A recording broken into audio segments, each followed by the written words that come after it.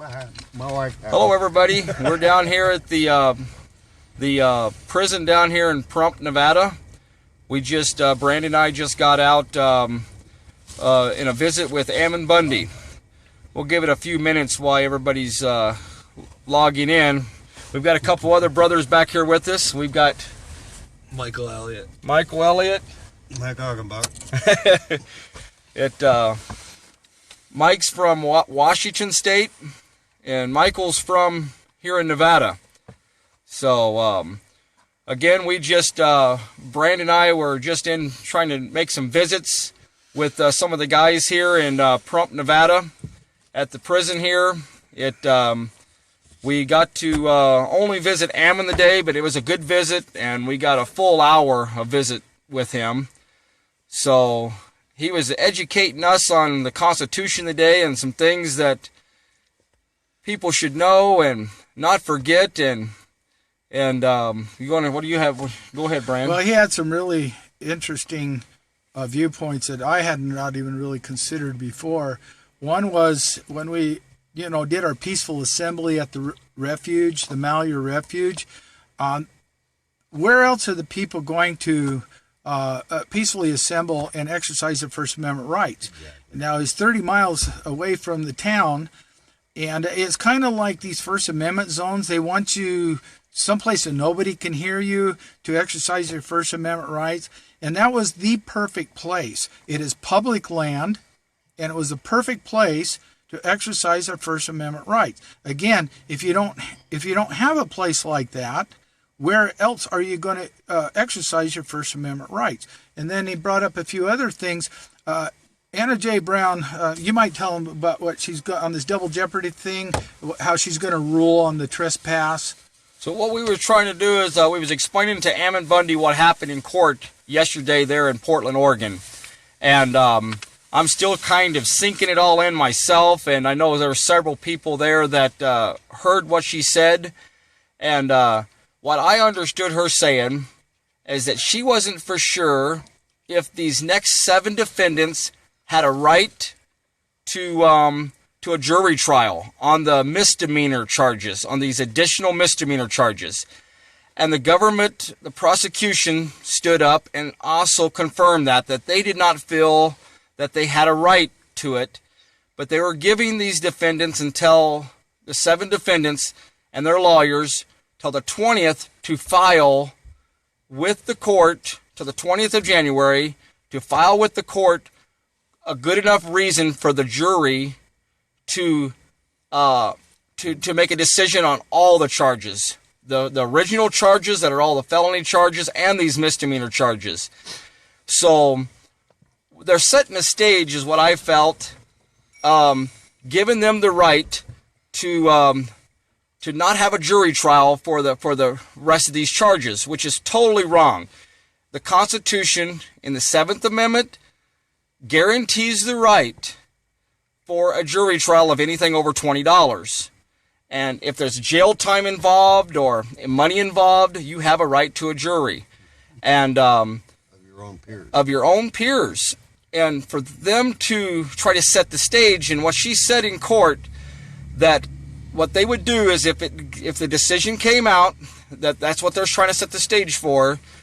If the decision came out that they were not going to let them have a trial by jury on the additional charges, that the jury would only make a decision on the main charges, and then after the trial was over with, they would continue with it a few more days, and the Judge Anna Brown, would decide on the rest of the charges, whether they were guilty or not of those charges, and stipulate their sentences and everything like that. That also falls under double jeopardy, because they're being tried twice for these crimes, once by a jury and then by a judge, and that's wrong, even if they are different charges. This is what we need to pay really a close attention to this and make sure this doesn't happen. They need a trial by jury on all charges. That's their constitutional right. And Ammon had not heard until we talked to him that my testimony and 3 others have been stricken from the official court record, and we're not even going to be allowed in the second jury. Not only that, we were told that we will not even be allowed to testify. And if I might say, those are 4 of the most powerful testimonies that were given at that time. So what you're seeing, and I said this to him, and I said, the government's gone rogue. And he agreed. I mean, it's just, they're trying to cut off every little bit of hope, every avenue that we have to win these things. You know, they're doubling down left and right and trying to cut us off for our witnesses or testimonies. They're corrupting the law. They're not allowing the Constitution in there. So some of this was new to Ammon, and he was pretty much stunned when he heard it. It was stunned to me when I heard it yesterday, and I know that we're not going to let this sleep. I'm be talking to the other defendants. We had some talks yesterday shortly out before I flew out of Portland over here to Nevada, and we are going to make sure they don't get by with something and slip something in, because that's it. Let me see what Sheila says. That's what she said, John. She wants them to try them herself. We know that's the means in her so-called court. Yeah, that's what she was wanting to do. She's wanting to try these people herself. She doesn't want another not guilty like we got last time, and they're afraid of that. This is a chess game. This is all nothing but a game to them, and that's why we need people in court watching what's going on. That's why we've got such a good team there in Portland, some good people that have stood up and was down there every single day in court writing down things. There's so many names, I can't mention everybody's names. A lot of good people. And we need that in Nevada here too. We can't let this stuff slip through the cracks, or they will lock these people up. We've seen this before in other cases throughout history. When it was Gordon Call, his son sitting in prison. The stuff with Waco, what they got by with because not enough people stood up. Randy Weaver, I mean, his wife was shot. What did everybody do? They found Randy Weaver not guilty, and they paid him a bunch of money. But we can't let this stuff just keep on going. We've got to stand up. We need strong people to be at these court meetings. We need people witnessing what's going on so they don't get by with this. Well, Brianna Bundy brought out a real good point about Mel, which we just heard her talk about the other night, that Mel has never even been indicted. Okay, so he keeps trying to get a pretrial release, but they're saying, well, you haven't even been indicted. So what the hell is he doing in there in the first place? Now, Michael Elliott back here brought up a real good point. That is indefinite detention. Okay, and that's what they're doing. This is indefinite detention under the Patriot Act. They're not telling us, but they got a man that's never been indicted even. And just because his last name is Bundy. Exactly. His last name is Bundy. And they said that the judge, the way I understood it, the judge said that since his last name is Bundy, there are hundreds of government employees or FBI agents and stuff that their lives would be in danger if a Bundy was let out. That's just totally absurd. That's wrong. These people are peaceful people. I think they're actually more in danger because people are getting very irritated what they're doing to our patriots and what they're doing to their Bundys, and that I believe these judges actually have endangered the lives of these federal officers by the way they're treating innocent people in prison. Oh, they call that blowback. I talk about that every once in a while. You eventually get to the point where people run out of hope. What happens when people run out of hope? Like Joe Robertson. Exactly. Yeah, like Joe Robertson. Joe Robertson sitting in prison for over water, and he's there in that he had a permit to dig. Yeah, he had a permit to dig that pond, and they still charge him with an absurd charge, a charge that doesn't even fit what he even did. He didn't buy a permit. Give him a fine for not buying a permit possibly, or digging the pond in the wrong place, whatever it was. But polluting waters of the United States, I've been up to his property. He didn't pollute any waters. They didn't even word it like that. It was sediment, wasn't it? Sediment? Well, the sediment came out of the pond possibly and would roll down. Somehow it managed to find its way 60 miles away to a river. That is how ridiculous this is. See, because it's really not about the facts. It's just about making examples out of people. And, and that's what they're trying to do. They're just trying to make examples out of certain people so everybody else will be scared crapless and won't want to do or say anything. Sorry about the terrible connection. I can't tell it on my end. We tried to get a live stream down at the prison itself here. We're about just a mile away from it here, maybe a little less, about a half a mile. Our connection would not even let us even load up the live stream there in front of the prison. We wanted to give you a good view of what it looked like, but it just kept shutting my camera off, my phone off, and so we had to drive up the road. And it shows I have plenty of service, so hopefully this is recording well and everybody's getting the information. Since we visited Ammon Bundy, we wanted to visit other guys, but we have a meeting that we're already late for here in Pahrump. It's at the public library here in Pahrump, Nevada, and we have Roger Roots, we have Shauna Cox, we have, and I'm so bad at names, and I apologize, but there's another lady that's going to be speaking there too. Aiken. What is it? Patricia Aiken. Oh, Patricia Aiken, yeah. And real good speaker, really, really knowledgeable there also. So we're going to be going there shortly. Tomorrow we'll be going to the Bundy Ranch, so we're going to do another live stream out there, give you some updates on what's happening there with the with what Obama just signed in about making a monument out of the Bundy Ranch and all that other land out there. So, I think one other quick thing that I'd like to mention real is how bad they've been treating these our patriots and prisoners.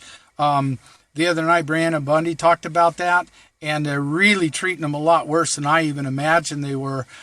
In some cases, they've turned the hoses on them when they're naked and come back and spray them down for a while. And she mentioned a few other things I don't recall. They're really treating them poorly in here. Some of the things are, since they haven't ever been convicted of a crime, so we've got some guys that have never ever done anything wrong in their life before. So since they haven't been convicted of a crime, they have less rights than people who have been convicted. Yeah. That's what's so wrong. If you're a convicted felon, and even guys that are in here that are convicted felons, some of them haven't done what they've been charged with. So we shouldn't. I'm very cautious about jumping and accusing somebody and saying, hey, that's a bad guy because he's a convicted felon, because all convicted felons are not guilty of what they've been charged with. We take their rights away on so many things. Joe Robertson is one good example. For digging a pond, he can't own a gun no more. For the rest of his life, he can't vote anymore. He cannot own credit cards anymore. Why would you take someone's right to own a credit card or credit away for digging a pond? Under this act of charging someone as a federal felon, they take so many rights away, and they make them out to be such bad guys to the public. And if they had been convicted, we could have actually gone in and talked to him face to face. We could have. As it is, we had to speak to him through a monitor, which is not even I mean with 20 other people talking, monitors all around you. You barely hear the other person, and you see a fuzzy picture. It's very poor. But if they had been convicted and they were actually so-called criminals, we could have went into a room and actually sat down with several guys and had a Bible study. Mm-hmm. But because they're not convicted felons, they don't get no rights. Well, that's one of the things that we're working on right now. John's got a ministry which, I'm getting involved with, and we're trying to get it through the proper channels. And then once we get it through the proper channels, we'll be able to go in there and meet with them face to face. We're playing the system, doing their paperwork, and hopefully before this is over with, we can get inside this jail and start seeing multiple of these guys at a time, sit down with them, having some Bible studies, having some good conversation. And so we're working on that. One more thing, too, not to forget, it's Dave Bundy's birthday today. And Brianna's, too? I'm possibly it's Brianna's birthday. I know it's hers a day or two ago. I'm not for sure exactly what day it is, but I think it's Brianna's birthday, Brianna Bundy's, but I know it's Dave Bundy's for sure. And so Ammon Bundy wanted us to tell Dave Bundy happy birthday because he's off in a pod all by himself, and he's not with none of the other guys at all in his own family, so he doesn't get to see them. And so it's a struggle for him. He's looked good today. He's really was happy to see us. Yes, he was just overwhelmed with it. Yeah. So that was great. And they're hanging in there. They're stalwart. I mean, they're rock solid. These guys are rock solid. They are. They're not going anywhere. They're not going to concede to anything. Brianna's tomorrow, Deb says. Deb Hare. Thank you, Deb. Thanks, Deb. I know Deb Hare has done so much keeping the prisoners' information up online for everybody, all their mailing addresses, and we can't thank her enough for that. That has been if I have to find some information quick, I go to her page. So well, Deb, I gotta get Ammon's mailing address here because I gotta send him some stuff. So you'll be hearing from go me to Deb's page and say, John, John Ritzheimer, I see you're on there. I talked to Ammon. I told him what happened there the other day in Phoenix, and it's thumbs up. He gave thumbs up, man. He was excited about that. He was excited. He's really proud of you, John. So that's great. We'll look through a couple more of these messages here before we shut off. We're already late for a meeting, but we don't care. We're on Mormon Standard Time. We're always late. I see Eric Kreider on here. How you doing, brother? It's good to see you on here. We've seen you here about 2 or 3 weeks ago out here in front of the prison, and you was supporting us down there and came to Portland even. It's awesome to see good people. It's a lot of messages, so I won't be able to see everybody's messages here, but try to mention a few of you guys on here. Josh is, hey Josh. Hello Josh, how you doing? Betty, Dwayne Emer, love you guys. Mike, Edwin, Cindy, anything for our P3s, Deb. That's right, exactly. That's what we're out here doing. We're fighting every day for these guys and letting them know that we haven't went nowhere.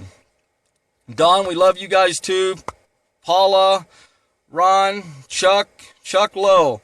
I've known Chuck Lowe for many years. He knew me before, I don't know, I was just a small kid. Still in diapers? Still in diapers, pretty much. I want to say something. I want to say something about John Ritzheimer. He says he's going to church. John Ritzheimer is a born-again Christian. And you know what? He didn't fly off the handle when Mark McConnell went after him, got right in his face, and he tried to push him. He even told him, he says, I forgive you.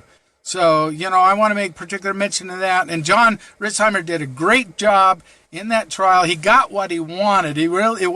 Getting the restraining order wasn't the big thing. It was getting the confession out of Mark McConnell is what he was really after, and he got that for us. And that was?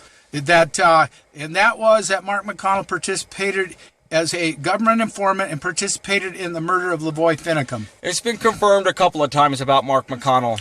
Basically, Mark McConnell was put under oath, and he couldn't lie. And he objected to everything, and the judge actually sustained most of the stuff. But when that came up, he would not object to it.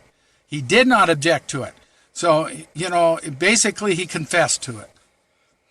So again, tomorrow we'll have another live stream. Your wife's watching. Oh, I see my wife's on here watching. I better be careful what I say now. Hello, Mrs. Lamb. Love you. So, if it wasn't for their support at home and your guys' support, I wouldn't be able to do this. I'm honored to be able to travel around and do what I can for all of our guys. This is great. Tomorrow we'll be at the Bundy Ranch. We'll be doing some live streams there. And hi, Rebecca. We'll be doing some live streams from out there and giving you some more updates. So we've got, I'll be here for a few more days, and I'm not letting him go. He's staying here with me. All right, Dumb and Dumber. Yeah, we got to figure it out. Hey, let's take a vote. Who's dumbest? Him or me? One of us is dumb and one of us is dumber. This is what we was told over there in Portland.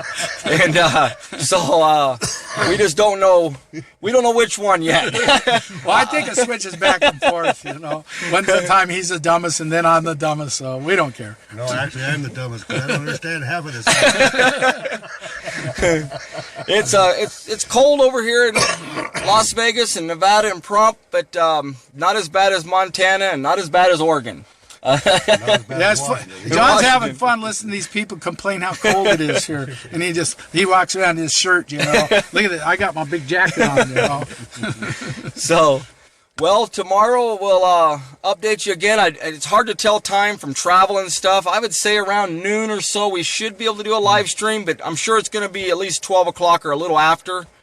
And we'll be at the Bundy Ranch. We'll give you some updates over there again some more. So thanks again, everybody, for joining us, and God bless, and we'll see you tomorrow. Bye-bye. Bye, Teresa.